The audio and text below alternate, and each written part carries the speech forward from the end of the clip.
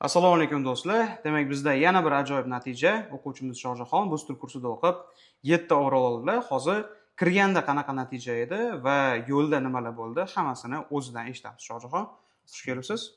Xo'p, natijangiz qanaqa bo'ldi? Necha oldingiz overall? 7 oldim. Overall 7 oldingiz. Zo'r. Boshida kirganingizda eng qiynalgan skillingiz qaysi biri edi? Eng qiynalgan skillim bu reading edi. Aha. Kirganingizda necha edi reading? 4,5 atrofida edi. 4,5 atrofida. Imtihonda necha chiqdi? 7,5. 7,5. Zo'r. Listening qanaqa edi boshida? Listening 5,5,5, hozir 8. 5,5,5, hozir 8. Demak, 2,5lik o'sish bo'ldi.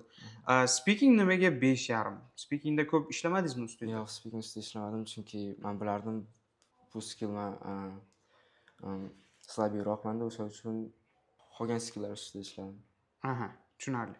Demak, kursda boshida natijangiz overall 5,5 atrofida edi va buni bemalol 7 qildingiz. Kursda qanaqa yaxshi, yomon tomonlari bor edi siz uchun? Kurs zo'r bo'ldi, darslar tushunarli bo'ldi. Menga yoqqan tarafi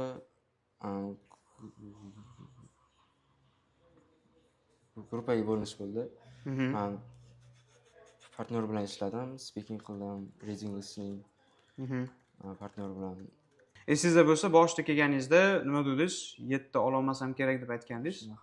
Lekin speaking ustida ko'p ishlamasdan ham listening, readingda bosib o'qisa, mana bemalol reading va listening 7,5-8 qilib, overall 7 olsa bo'lar ekan, to'g'rimi?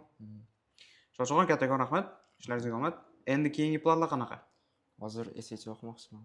SAT o'qib, shu bilan Chetga. Uylanib bormaysizmi, ish qilib sira? Yo'q. Kattakon rahmat. O'qishlaringizga omad, charchamang. Rahmat.